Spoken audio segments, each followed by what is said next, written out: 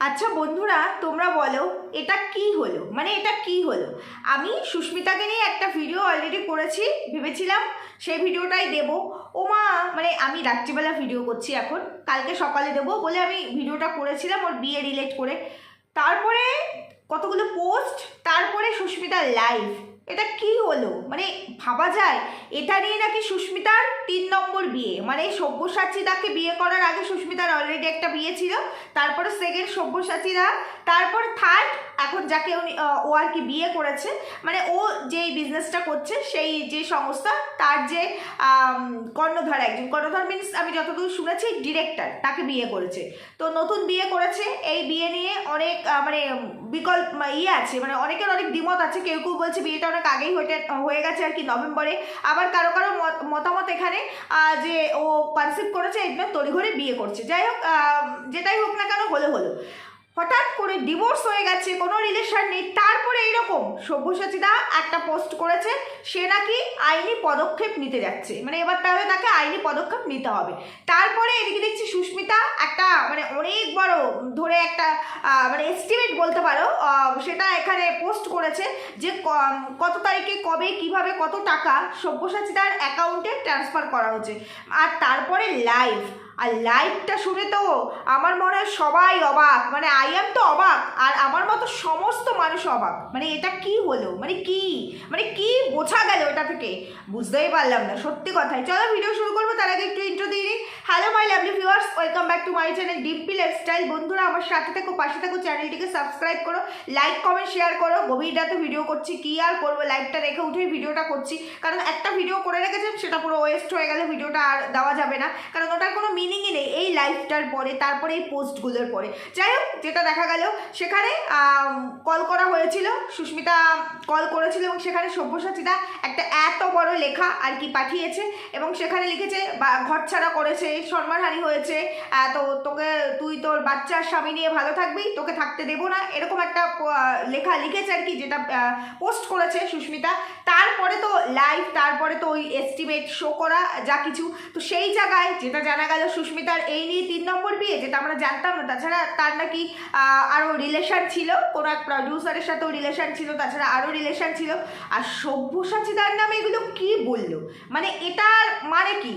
সে বহু নারীতে আসক্ত, শুধু আসক্ত নয়, বহু নারীকে নিয়ে তার বেড শেয়ার করতে হয়, এবং সেটা রীতিমতো ক্যামেরা অন করে সেগুলোকে ক্যামেরা বন্দি করে পরে তার ফিলিংস নেয়। আমি বুঝলামই না এগুলো কি। আর সেটা নাকি সুস্মিতা বুঝতেই পারতো না, ওকে নাকি ব্ল্যাকমেল করতো যে এটা করলে রিলেশন ভালো থাকবে, দাম্পত্য জীবন ঠিকঠাক থাকবে, আর যদি সে এটাকে মেনে না দেয় বা সে যাকে বলছে তাকে এই যখন বেড শেয়ার করবে, তখন যদি ক্যামেরা ও করে না দেয় আর কি, সেগুলো যদি ক্যামেরাবন্দি না করে, তাহলে না ওদের সম্পর্ক টিকবেই না। আমি বুঝতে পারলাম না সুস্মিতা কি দুধ পিতা হওয়া বাচ্চা কিনা আমি জানি না, যে ও ভেবেছে হ্যাঁ এইভাবেই সম্পর্ক টিকে থাকে। এটা কি একটা মেয়ে, এই জেনারেশনের মেয়ে, যে কিনা একটা মিডিয়ার সঙ্গে ইনভলভ, বলতে চাইছি যে সে সিরিয়াল করে, তো তার নলেজ নেই এইভাবে রিলেশন টিকিয়ে রাখা যায়। হ্যাঁ, তার আগে বিয়ে ছিল, সবটা জেনেই সব্যসাচীদা তাকে বিয়ে করেছে, তো কার কি সম্পর্ক ছিল সবাই সবটা জেনেই বিয়ে করেছে। তারপরেও বউ প্রেজেন্ট থাকতে, কোনো ওয়াইফ প্রেজেন্ট থাকতে তার হাজব্যান্ড অন্য কোনো নারীর সঙ্গে বেড শেয়ার করছে, সেটা তার ওয়াইফ ক্যামেরা বন্দি করছে, এবং তারপরে সেই তার হাজব্যান্ড সেটা দেখে স্যাটিসফাইড হচ্ছে আর কি, তার স্যাটিসফ্যাকশনের জন্য নাকি তাকে সেইগুলোকে ক্যামেরাবন্দি করতে হবে। এটা তার ওয়াইফ মেনে নিচ্ছে শুধুমাত্র সংসার বাঁচানোর জন্য। আমি জাস্ট এটার মিনিং খুঁজে পাচ্ছি না, আমার কাছে মিনিংলেস মনে হচ্ছে। আজকে যে স্টেপটা সুস্মিতা নিচ্ছে, যেভাবে ও বেরিয়ে এসেছে এবং এখান থেকে বেরিয়ে এসে যেভাবে ও সব সত্যি কথাগুলো বলছে, সেই জায়গায় দাঁড়িয়ে সেদিন মেনে নিয়েছিল শুধুমাত্র সংসারটাকে বাঁচানোর জন্য, এটা ঠিক হজম হলো না। এরকমটা হয়, কোনো বোকা, কোনো যে বোঝে না, সেও বোধহয় এগুলো মেনে নেবে না, সেও মেনে নেবে না। একটা 6 মাসের শিশু, সেই শিশু দেখবে তার বাবা মা যারা থাকে, সেই মায়ের কোলে যদি অন্য কোনো বাচ্চা আসে আর কি, নিয়ে নেয় আর কি সেই মা, তখন সেই শিশুটা কিছু বলতে না পারলেও সে কিন্তু কান্না করে, চিৎকার করে, কারণ তার মায়ের কোলে অন্য কাউকে সহ্য করতে পারে না। সেখানে সুস্মিতা একজন অ্যাডাল্ট পার্সন হয়ে সে এই রকম একটা কাজ মেনে নেবে, মেনে নিল, এটা কতটা বিলিভ করার মতো, কতটা বিলিভ করার মতো। তারপরে অনেক বড় একটা এলিগেশন এনেছে যে বাচ্চাটা তার মানে কি পৃথিবীর আলো দেখতে পারেনি ডাক্তারদের ভুল ট্রিটমেন্টের জন্য, সেই বাচ্চাটাকে নিয়েও অনেক বড় ব্যাপার সামনে এসেছে। তারা নাকি মানে চক্রবর্তী পরিবার নাকি কখনো চায়নি তাদের বংশধর আসুক, না চেয়েছে সব্যসাচীদার মা, না চেয়েছে তার ভাই মানে সোশ্যাল ইনফ্লুয়েন্সার যে আমি তার কথা বলছি সে চেয়েছে, না সব্যসাচীদা চেয়েছে, শুধুমাত্র সুস্মিতার নিজের ইচ্ছেতে মানে অ্যাক্সিডেন্টলি নাকি তার ইস্যুটা চলে এসেছিল এবং সেটাকে অ্যাভয়েড করার জন্য বহুবার নাকি মেডিকেল কলেজ হসপিটালে নিয়ে যাওয়া হয়েছিল এবং তাকে অ্যাভয়েড করার জন্য পিলও পর্যন্ত তার হাতে দেওয়া হয়েছিল। সে নাকি নিজের দায়িত্বে ওই বাচ্চাটাকে ক্যারি করছিল। ইভেন তার স্বাদ, তার যে স্বাদের পিকটা পোস্ট করে তার পাস্ট যে দেওর মা, আমি আর নাম নিলাম না, তোমরা তো জানো এখানে বহু কিছু, তো যাই হোক সব্যসাচীদার ভাই যে আর কি, সে যে খোঁচাটা মেরেছিল সুস্মিতাকে যে এখানেই থামিস এবং এরপরে মা হতে গেলে নর্মাল ডেলিভারি করিস না, আর যাকে বিয়ে করেছে তার সাথে পরিচয় আমিই করিয়ে দিয়েছিলাম কিন্তু জানতাম না এ তোর মানে বর হবে ভবিষ্যতে। তো সেই যে স্বাদের যে পিকটা ছেড়েছে, সেই স্বাদের সমস্ত রান্নাবান্না যে আইটেমগুলো হয়েছিল সেই খাবার দাবারও নাকি সুস্মিতা নিজে বাজার করে কিনে এনেছিল নিজের টাকা দিয়ে। মানে সুস্মিতা যেটা লাইভ করে বলল যে যে ফ্ল্যাটটায় ওরা রেন্ট থাকতো সেই ফ্ল্যাটের হাফ ভাড়া ও দিত, প্লাস সব্যসাচীদার অনেক কিছু ও কিনে দিত, সংসার চালাতো, ও সবটাও নিজের টাকাতেই করতো, নিজের উপার্জনেই করতো। আমি জানি না কত টাকা উপার্জন করতো সুস্মিতা, যাই হোক নিজের উপার্জনই করতো। ইভেন লাস্ট যে ওরা ট্যুরটা করেছিল লাদাখ, সেই লাদাখ ট্যুরের খরচটাও নাকি সবটাই সুস্মিতা বহন করেছে এবং সুস্মিতাকে নাকি ব্ল্যাকমেল করা হয়েছিল রীতিমতো যে লাদাখ নিয়ে না গেলে সম্পর্ক ভালো হবে না, ওখানে নিয়ে গেলে পরে নাকি ওদের দাম্পত্য রিলেশনটা ভালো হবে এবং ওখান থেকে ঘুরে আসার পরে নাকি আবার নতুন বায়না ছিল সব্যসাচীদার যে অন্য কোনো মেয়েকে তার ভালো লেগেছে তার সঙ্গে সে বেড শেয়ার করবে এবং সেটা তাকে মেনে নিতে হবে আর ক্যামেরা বন্দি করে দিতে হবে, তা না হলে কিন্তু এই সম্পর্কটা টিকবে না। মানে কি এরা সবাই টক্সিক, মানে এরা সবাই সাইকো, মানে কি বোঝাতে চাইছে এটা কি আমাদেরকে এরা মানে ওই মেন্টাল হ্যারাসমেন্ট প্লাস সাইকো বানাতে চাইছে, মানে এগুলো কি হচ্ছে। তার সঙ্গে সব্যসাচীদার ভাই যে মানে যে সোশ্যাল ইনফ্লুয়েন্সার, তো তারও এরকম অনেক কিছু বলে দিল, মানে তারও নাকি মানে সে একজন মেল পার্সন, তো তারও নাকি অন্য মেল পার্সনের সাথে রিলেশন মানে করতে গিয়ে কোনো একটা জায়গায় প্রবলেম হয়েছিল এবং তার জন্য সে হসপিটালে অ্যাডমিটও ছিলেন, তার ট্রিটমেন্টও করতে হয়েছিল। মানে কি, মানে কি ভাই এগুলো কি। এবার এর সঙ্গে এটাও উঠে এসেছে, দেবলিনার প্রসঙ্গটাও উঠে এসেছে। দেবলিনার শ্বশুরবাড়ি থেকে যেভাবে দেবলিনার মা কালো বলে প্রচুর পরিমাণে হ্যারাস করা হয়েছিল এবং এই টর্চার সহ্য করতে হয়েছিল দেবলিনাকে, দেবলিনা যেটা লাইভ করে বলেছে। তো আজকে সুস্মিতা সেটাই বললো, সেম টু সেম বললো যে তোমরা দেবলিনার কথা বলছো, আমার ক্ষেত্রেও তাই হয়েছে, আমার মা কালো বলে তারা অনেক রকম কথা শুনিয়েছে আমাকে। ইভেন তার যেদিন মানে মায়ের জন্মদিন না তার জন্মদিন, যাই হোক এরকম একটা কিছু বললো, সেই দিন তার মা এসেছিল বলে তার শ্বশুরবাড়ির লোকজন অনেক কথা শুনিয়েছে, মানে তার শাশুড়ি মা, তার হাজব্যান্ড, তার দেওর প্রচুর কথা তাকে শুনিয়েছে।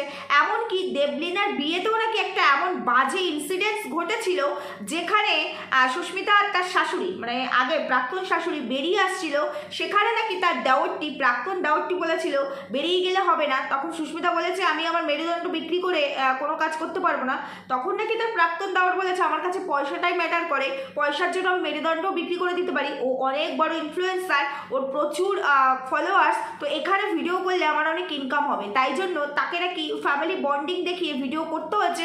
শুধু তাই নয়, যে শো অফ করা ভিডিওগুলো আমাদের কাছে আসতো মানে এদের ফ্যামিলি চক্রবর্তী পরিবারের ফ্যামিলি বন্ডিং, যে দেখো দেওর, তারপরে বৌদি, দাদা, ভাই, মা, মানে ছেলেরা আর শাশুড়ি বৌমা, এদের খুব ভালো সম্পর্ক, মানে একটা এক্সাম্পল সেট করেছিল সোশ্যাল মিডিয়ার বাজারে, সেটাও নাকি সব শো অফ করা, মানে সেটাও নাকি বলা হতো যে এটা এইভাবে দেখাতে হবে আর এটা এইভাবে দেখালে পরে তবেই নাকি এরা একটা ভালো বেনিফিট পাবে, ইনকাম আসবে এবং মানুষের কাছে তাদের পপুলারিটিটা মানে ধরে রাখতে পারবে। আর শুধু সেটাই নয়, এর থেকেও বড় আরেকটা এলিগেশন এসছে, এই যে চক্রবর্তী পরিবারের যে দুই ছেলে, তারা যে মা মা বলে যে ভালোবাসাটা দেখায়, মানে এর কাছে সুস্মিতার লাইফ অনুযায়ী সেই ভালোবাসাটা নাকি শুধুমাত্র আদিক্ষেতা, মানে মায়ের প্রতি ভালোবাসা ছিলই না, অন ক্যামেরা ভালোবাসা হয়, অফ ক্যামেরা নেই। মানে এটা কি ভাই, মানেটা কি, মানে কাকে বিলিভ করবো ভাই? আমরা অনেক ভালো আছি, অনেক ভালো আছি, বিশ্বাস করো। আমরা সাংসারিক জীবনে অনেক সুখী, আমরা সেলিব্রিটি নই, আমাদের লাইফে কোনো এরকম কোনো নোংরামি নেই, সত্যি নেই।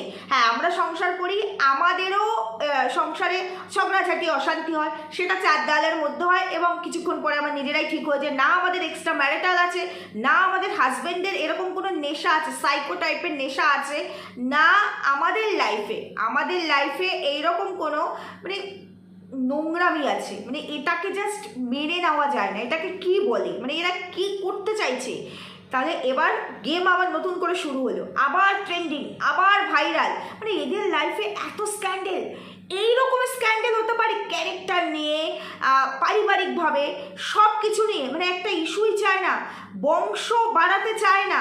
তাহলে পরে ভাই বিয়ে করার কি মানে, বিয়েটা কেন করলো? আর প্রত্যেকটা কথাই সত্যি, মানে এটা এতদিন ধরে ডাইজেস্ট করে করে সংসার করছিল, এটা হয় এই রকম মেন্টাল ট্রমা, মেন্টাল টর্চার সহ্য করে। আর যদি এটা সত্যি রিয়েল ফ্যাক্ট হয়ে থাকে, তাহলে পরে যারা ওখানে লাইভে কমেন্ট করছিল থানায় যাও, তখন বললো না থানায় যাবো না, থানায় এর কোনো সলিউশন নেই, থানা ছাড়া কোথায় সলিউশন আছে?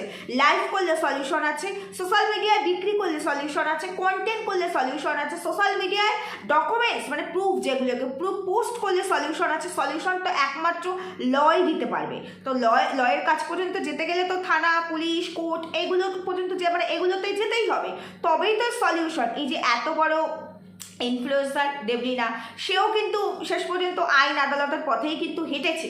তার আগে পর্যন্ত এদের এত সুন্দর রূপ, মানে এতটা মেকি, এতটা মুখোশ পরা, এটা ভাবা যায়? আমরা কিন্তু কেউ জানতাম না। সুস্মিতার সব্যসাচী দার সাথে বিয়ে হওয়ার আগে আরও একটা বিয়ে ছিল, আমরা জানতাম না। নতুনভাবে এটা আবিষ্কার হলো, আবিষ্কার তো নয়, সত্যিটা সামনে আসলো, সুস্মিতা নিজের মুখেই বলেছে। তাছাড়া সুস্মিতারও আরও অনেক এরকম অ্যাফেয়ার্স ছিল, সেগুলো আসলো। যাই হোক, সেটা বিয়ের আগে বলেছে, বিয়ের পরে সেকেন্ড টাইম যখন বিয়ে করেছে, বিয়ের পরে সে সংসার করতে চেয়েছে, কিন্তু তার হাজব্যান্ডের একই রূপ, তার শ্বশুরবাড়ির একই রূপ ছিল, মানে তার দেওরের একই রূপ ছিল। মানে এগুলো জাস্ট মানতে পারছি না, মানে এটা কি হলো, এটা কি হলো? মানে আমরা সুস্থ আছি না ওরা সুস্থ আছে, না আমরা অসুস্থ না ওরা অসুস্থ? এখন তো বোঝা যাচ্ছে ওরা পুরোপুরি অসুস্থ। এই সোশ্যাল মিডিয়ায় যে সমস্ত সেলিব্রিটিরা ইনফ্লুয়েন্সার হিসাবে উঠে আসে, তাদের সবটাই অসুস্থতার পরিচয়, মানে সব অসুস্থ জিনিসগুলোকেই তারা তুলে ধরে।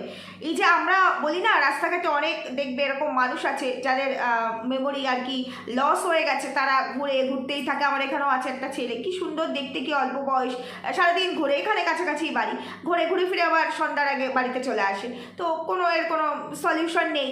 তো এরা হচ্ছে একরকম, আমরা দেখতে পাই, আমরা জানি এরা মানে প্র্যাকটিক্যাল এটা। আর এরা কি, মানে এরা কি ধরনের অসুস্থ? মানে এদের মেমোরি লস, নাকি এরা আমাদেরকে শক করার জন্য এই ধরনের ঘটনাগুলো ঘটায়? এবার দেখো, যা ঘটে তার মানে কিছু তো বটে, মানে যা রটে তার কিছু তো বটে। আমি বলছি না সুস্মিতা যা বলছে সবটাই ঠিক, কখনো বলবো না। আবার ওদিকে উল্টো দিকে যাদের এগেনস্টে বলছে, তারাও কি সম্পূর্ণ ঠিক? কোনোটাই জানি না, কোনোটার প্রুফ সেইভাবে আসেনি। একটা এস্টিমেট ধরিয়ে দিলে যে আমি এই টাকা পাঠিয়েছি, তাতেই প্রমাণ হয় না যে উল্টো দিকের মানুষটা ভুল বা তার ফ্যামিলি ভুল। আবার উল্টো দিকের মানুষটা এবার মানে ভালো ভালো লেখা লেখে, একজন জার্নালিস্ট, তো তার একটা ফেম আছে, তো এতদিন পর্যন্ত তো তাকে কোনো জায়গায় খারাপ মনে হয়নি, তার পার্সোনালিটি সবসময় ভীষণ ভালো লেগেছে। সত্যি যাদের এই পার্সোনালিটিগুলো হাই থাকে, তাদের ভেতরেই বোধহয় নোংরামিটা বেশি থাকে। মানে এটা কি ভাই, এই প্রবাসী দিদিকে নিয়ে এত কিছু হলো, এত কিছু ঘটলো, তার আগে দেবলীনাকে নিয়ে, মানে এগুলো জাস্ট নেওয়া যাচ্ছে না। মানে এরা তো সবাই সেই পার্সোনালিটির মানুষ, তাই তো, হাই প্রোফাইল মানুষ, তো তাদের ভেতরেই এত নোংরামি, মানে এদের ভেতরে সব থেকে বেশি নোংরামিগুলো ভরা। মানে সুস্মিতা আজকে যে কথাগুলো বলছে, তার সবটা সত্যি কিনা আমি জানি না, কতটা সত্যি তাও আমি জানি না, তবে কিছু তো সত্যি আছে, কিছু তো ফ্যাক্ট আছে, সব তো মিথ্যা নয়। আবার উল্টো দিকে যে মানুষটা সুস্মিতার এগেনস্টে বলছে, মানে এখনো বলা শুরু করে, ওই টুকটাক পোস্ট যা দেখছি, যেগুলো দেখছি, তাতে সেখানেও মানে সবটাই ঠিক, তারাই ঠিক। মানে দোষ তো নিশ্চয়ই উভয়েরই আছে, কারণ এক হাতে তো তালি বাজে না। কারণ একজন যদি নিরপেক্ষ হয় আর একজন যদি অপরাধ করে তাহলে নিরপেক্ষ যে হবে তাকে কখনো ওইভাবে টলানো যায় না, তার এগেনস্টে প্রুফগুলো সাবমিট করা যায় না, যায় কি আমি বুঝতে পারছি না। আমার আবার মাথায় এটাই আসছে যে এটা কি হলো, মানে দিব্যি তো ডিভোর্স হয়ে গেছিলো, নতুন জায়গায় বিয়ে করেছে, ডিভোর্স করেই আইনত ডিভোর্স হয়ে গেছে, তারপরেই বিয়ে করেছে। সে যে কটা বিয়েই করুক, তার আগে তার যে কটা বিয়েই থাকুক, যত অ্যাফেয়ার্সে থাকুক, সে একটা সম্পর্ক ছিল, সেখান থেকে লিগালি বেরিয়ে এসে নতুন সম্পর্কে ঢুকেছে। তো এটা নিয়ে তার প্রাক্তনদের কিছু বলার নেই, ভিউয়ার্সরা কমেন্ট করছিল সেটা আলাদা, সেটার অ্যান্সার সে তার মতো দিতে পারতো। কিন্তু হঠাৎ করে এই যুদ্ধটা শুরু হলো কেন, মানে কি কারণে শুরু হলো, কিসের জন্য এত বড় মানে খাই ইরাই, তারপরে এদের ফ্যামিলি কেচ্ছা, ক্যারেক্টারের কেচ্ছা, মানে এত স্ক্যান্ডেল, সবার এত স্ক্যান্ডেল, এই একটা জিনিস সামনে আসলো। এরপরে হয়তো সুস্মিতার প্রাক্তন যে দেওর আছে, সেই দেওরের তরফ থেকেও কোনো বিবৃতি আসবে কোনো রকম, কারণ এরা সবাই তো পয়সার কাঙাল, প্রত্যেকে পয়সার কাঙাল, পয়সার জন্য নাকি মেরুদণ্ডও বিক্রি করে দিতে পারে। তো সেই পয়সার কাঙাল যখন, তখন এরা তো এই সুযোগ ছাড়বে না, ট্রেন্ডের সুযোগ তো ছাড়েই না। কদিন আগেই সুস্মিতার প্রাক্তন দেওরকে নিয়ে অলিপবের ঘটনাটা তোমরা জানো, সেটা নিয়ে অনেক কিছু হয়েছে, তো আবার শুরু হলো সেই একই জিনিস, এবার তো আরও কামাবে।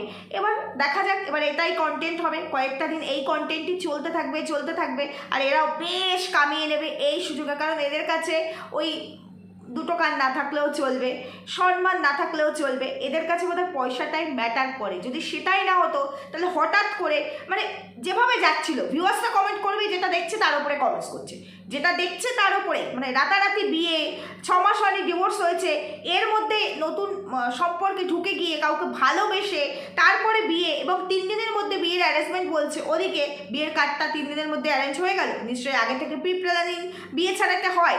তারপরে সুস্মিতার বিয়ের যে পিড়িটা দেখলাম, পিড়িটা তার শ্বশুরমশাই নাকি অনেক আগে থেকে ছেলের বিয়ের জন্য রেডি করে রেখেছিল, সেটা শুধু কলকা করা হলো। এবার ছেলের বিয়ে ঠিক হয়নি, ছেলের বিয়ের জন্য পিড়ি রেডি করে রাখলাম, এটা ছেলেদের ক্ষেত্রে খুব একটা হয় না, মেয়েদের ক্ষেত্রে পিড়ি ঠিড়ি এগুলো হয় না, সোনা গয়না হয়তো বানিয়ে রাখতে পারে, বাবা মায়েরা টাকা পয়সা গুছিয়ে রাখতে পারে মেয়েদের ক্ষেত্রে, ছেলেদের ক্ষেত্রে তো এগুলো হয় না। তো তার মানে এই বিয়েটা অনেক আগের থেকে, সম্পর্কটা অনেক আগে থেকে, এবং যেখানে সুস্মিতা একটা কথা, মানে এই বিয়ের অ্যানাউন্সমেন্ট যখন করবে তার শুরুতেই একটা কথা কিন্তু বলে দিয়েছিল, মানে শুরুটাই করেছিল যে আমি বরাবরই মা হতে চেয়েছি, এবং মা হওয়ার কারণেই নাকি সে বিয়ে করতে চাইছে। তো এখান থেকে এটা ধরা যায় হয়তো সে অলরেডি কনসিভ করে ফেলেছে, তাই তড়িঘড়ি তাকে বিয়ে করতে হলো। আর সব থেকে বড় প্রশ্ন, এই দুদিন আগে তার ভাইয়ের বিয়ে গেল, এবং সেটা হাইলাইট করে সে কিন্তু ভিডিও করে পোস্ট করেছে, সেই ভাইয়ের বউ কিন্তু বিয়েতে নেই, মিসিং, মানে নতুন কাপল বিয়েতে মিসিং, তার নিজের ভাইয়ের বউ।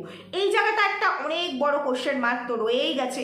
তারপরে যে গয়নাগুলো দিয়ে আশীর্বাদ করা হলো শ্বশুরবাড়ির তরফ থেকে চখার, তার বাড়ি সুস্মিতার বাড়ির তরফ থেকে ছেলেকে চেন, আর তারপরে ছেলের জন্য যে আংটি, তারপরে সুস্মিতার জন্য ছেলের তরফ থেকে যে আংটি দেওয়া হয়েছে, ফিঙ্গার রিংস যে দেওয়া হয়েছে, এই সমস্ত কিছুই নাকি ও অনেক আগে থেকেই নিজের থেকে আর কি তৈরি করতে দিয়েছিল, যখন সোনার দামটা একটু কম ছিল, 1,30,000 টাকার মতো। এটা সুস্মিতা নিজেই বলেছে। তার মানে এগুলো সব প্রি প্ল্যানিং, অনেক আগে থেকেই ওদের সম্পর্ক ছিল, এবং অনেক আগে থেকেই এই বিয়ের তোড়জোড় চলছিল, এটা আমাদের সামনে এখন এসেছে, এটাই হচ্ছে ঘটনা।